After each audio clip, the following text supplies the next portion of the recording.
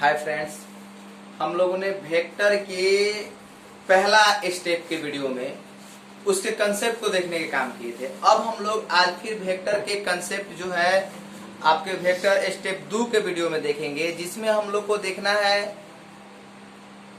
दिष्ट रेखाखंड और वेक्टर को कैसे डिनोट करते हैं।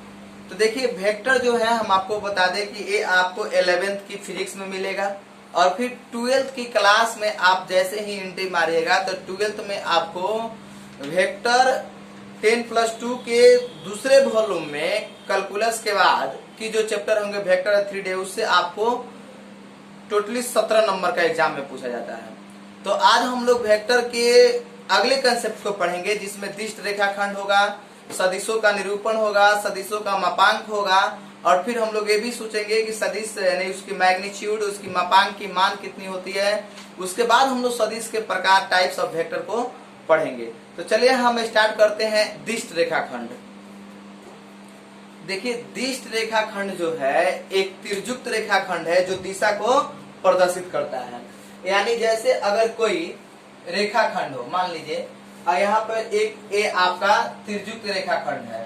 तिर्युक्त रेखाखंड में दो पॉइंट हैं, एक इनिशियल पॉइंट है और एक टर्मिनल पॉइंट है। तो ए इनिशियल पॉइंट यानी आपका प्रारंभिक बिंदु हुआ और टर्मिनल पॉइंट यानी अंतिम बिंदु हुआ। यहाँ से हमें देखना है कि इस वेक्टर को, इस रेखाखंड को हम लोग कैसे निरूपित करेंगे। जैसे दिष्ट रेखाखंड की डिफिनीशन को देखना है तो दिष्ट रेखाखंड की डिफिनीशन कहता है कि दिष्ट रेखाखंड एक तिर्युक्त रेखाखंड है जो दिशा को निर्देशित करता है।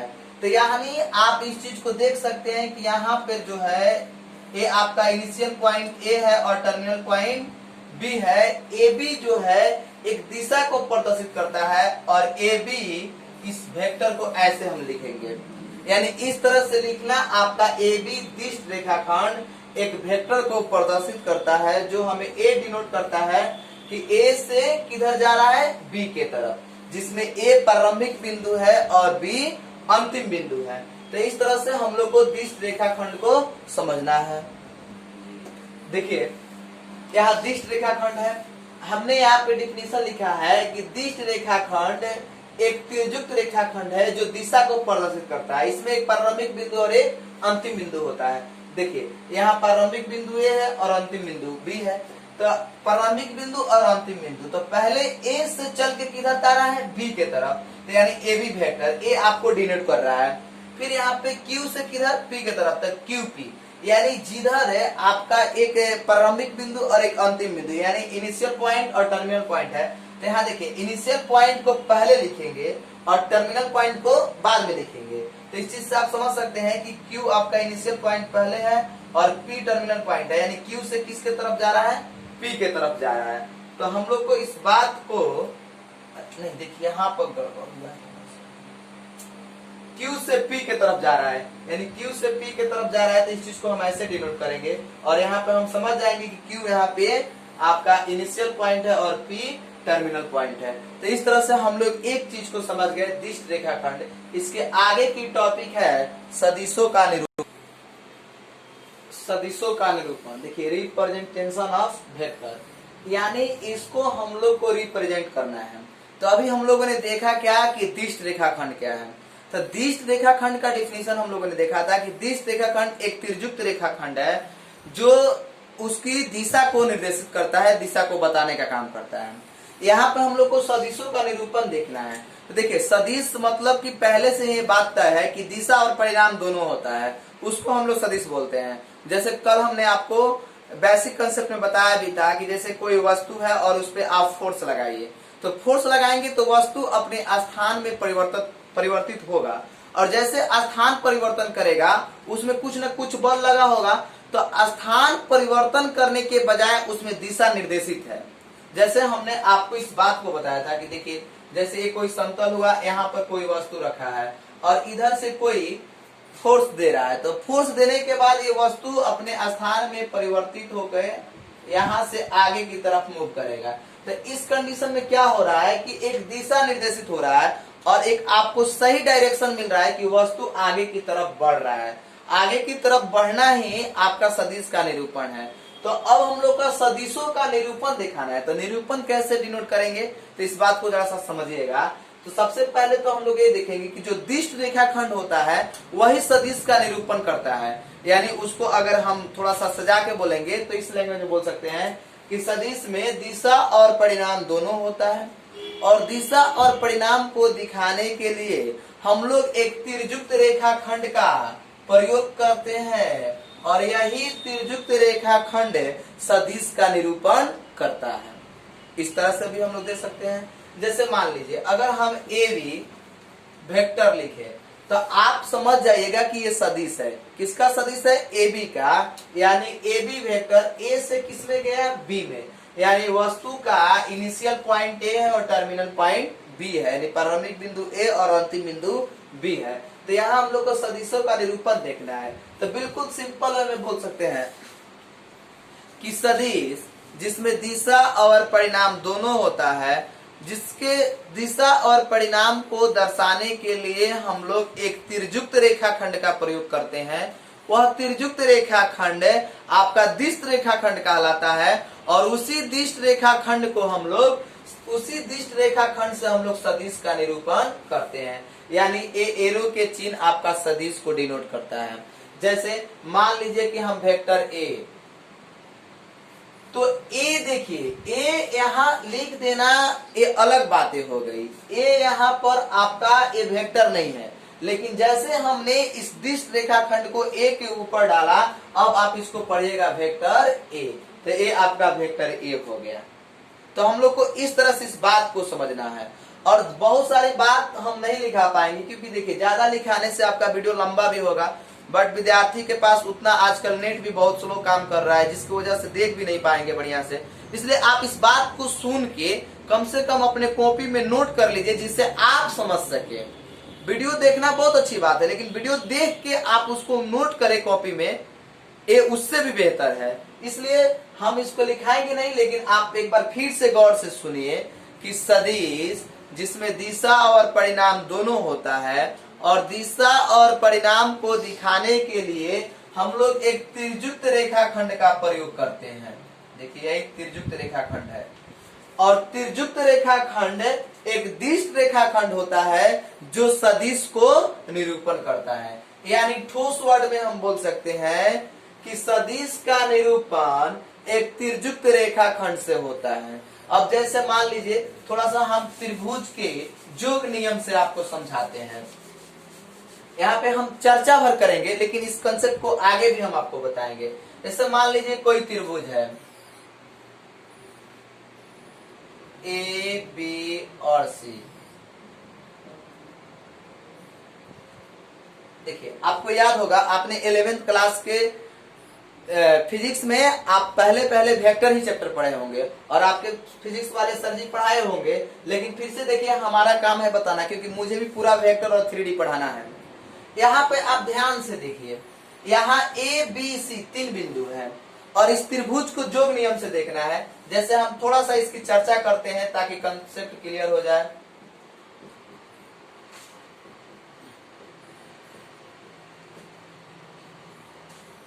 त्रिभुजों का योग नियम देखिए, इसमें क्या होता है कि आप ए से देखिए तो ए और बी एक वेक्टर है, ए बी वेक्टर है।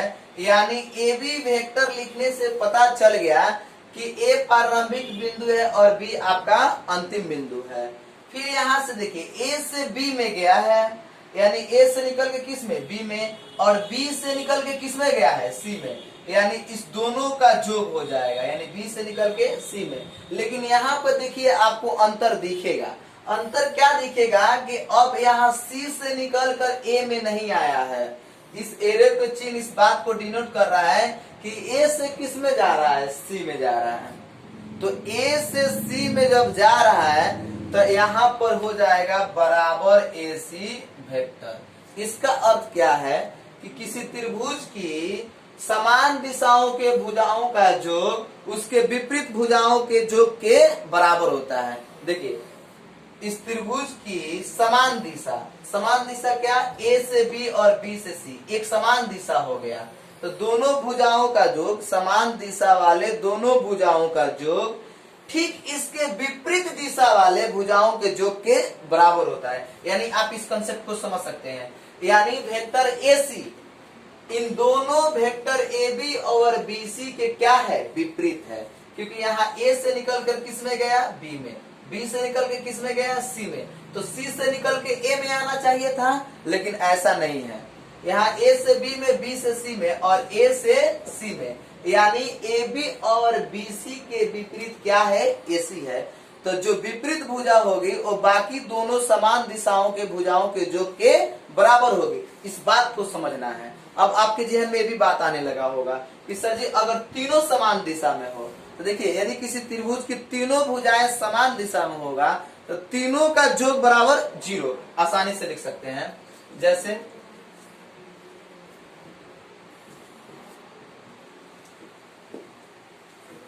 देखिए यहां हम नाम दे देते हैं, लेट AB वेक्टर बराबर A, BC वेक्टर बराबर B और CA वेक्टर बराबर C। देखिए vector A, vector B, vector C, हमने इसका नाम दे दिया।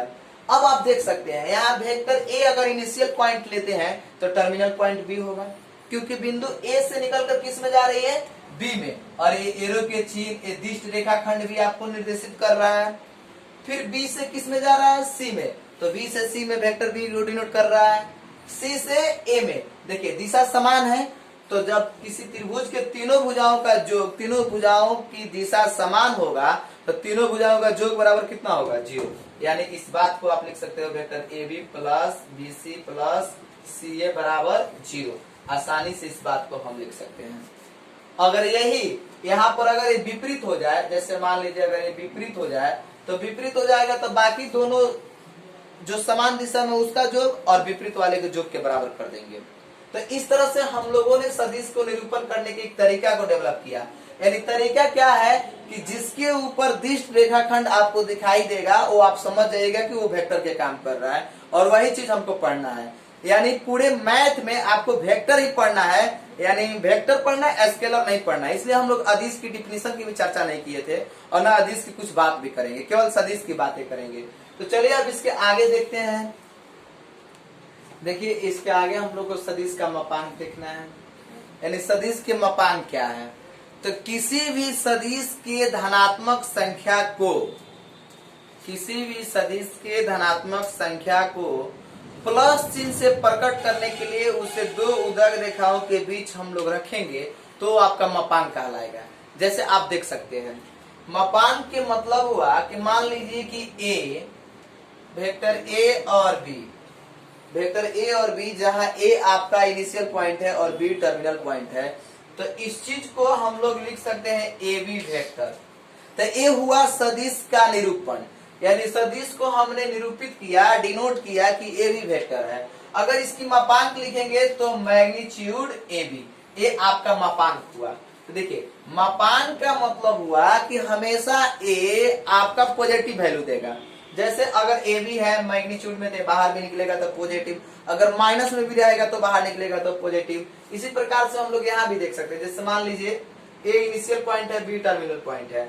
अगर वेक्टर A है तो वेक्टर A मतलब यहाँ पर वेक्टर A मापांक है, यहाँ पर हम लोग मापांक पढ़ेंगे और इसको हम लोग क्या पढ़ेंगे, वेक्टर A पढ़ेंगे।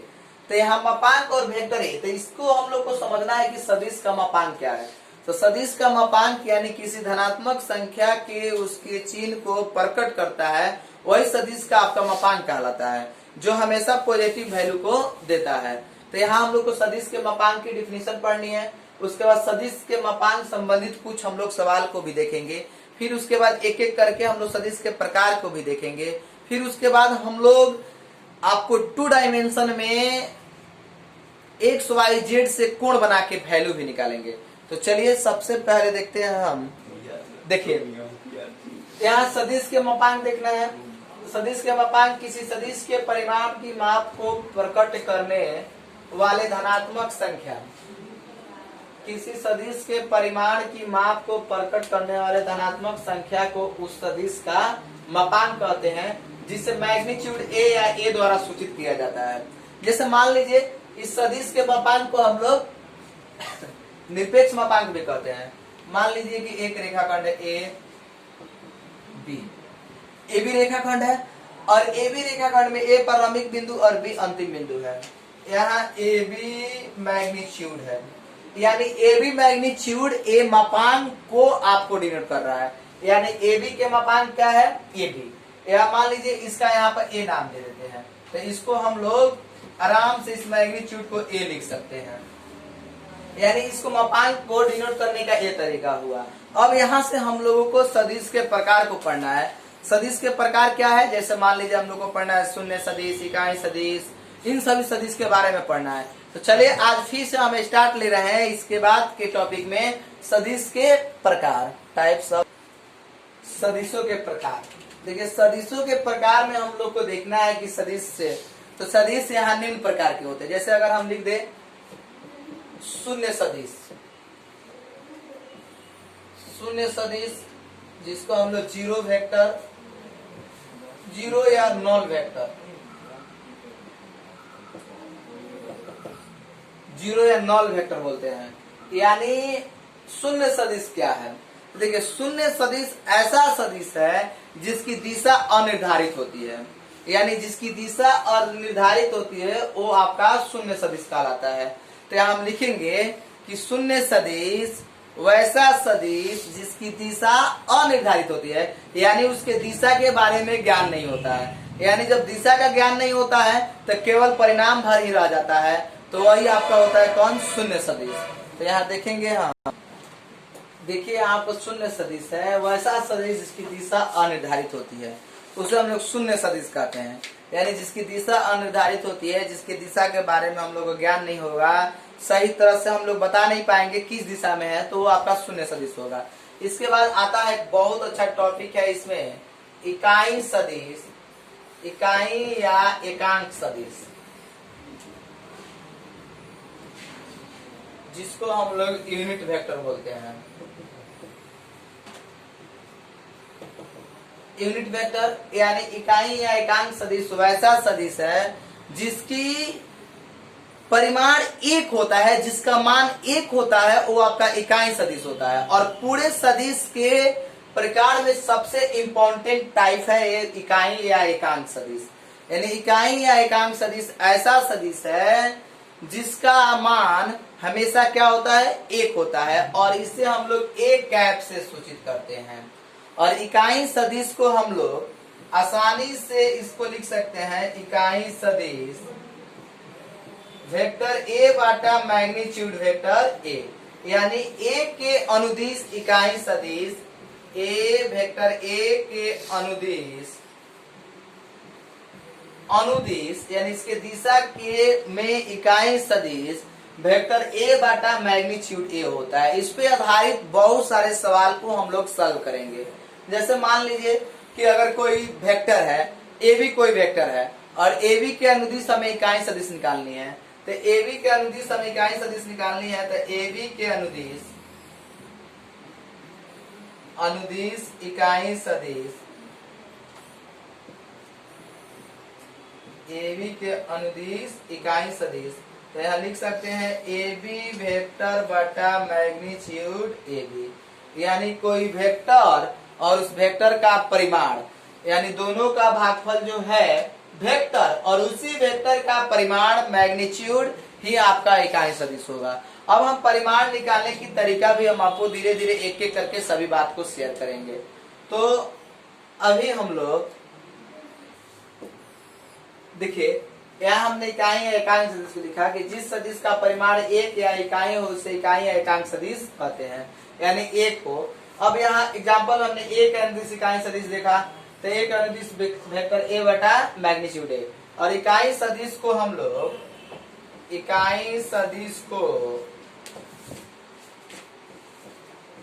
एक कैप से सूचित करते हैं,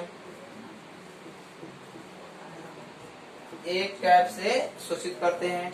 यानी इस तरह से हम लोगों ने आपका सदिश के प्रकार में दो टॉपिक को अध्ययन कर लिए। इस चीज को आप पूरे बढ़िया से अपने वीडियो रोक के आसानी से कॉपी में एक एक करके सबको नोट कर लीजिएगा। उसके बाद हम आपको बता दें कि देखिए अब यहाँ तक हमने आपको बता दिया, और आप इस चैनल को ज्यादा से ज्यादा अपने दोस्तों के बीच में जो भी स्टूडेंट ग्रुप है उनके ग्रुप में शेयर करें, ताकि जितना जल्द हो सके, जितना जल्द अगर 1K सब्सक्राइबर हो गए उतना ही जल्द हम लोग लाइव आके 11th और 12th क्लास 10th की पढ़ाई शुरू हो जाएगी। तो आप लोगों से मेरी विनती है, रिक्वेस्ट है कि आप लोग ज्यादा से ज्यादा इस चैनल को दूसरे ग्रुप में, दोस्तों के बीच, भाइयों बहनें और विद्यार्थियों के बीच में ज्यादा शेयर करें, ताकि जल्दी हम लोग लाइव क्लास स्टार्ट ले लेंगे। तो फिर से जब हम अगले वीडियो में आएंगे तो इसके आगे की टॉपिक को चर्चा करेंगे हम। तब तक के लिए धन्यवाद, फिर मिलेंगे हम आपसे अगले वीडियो में।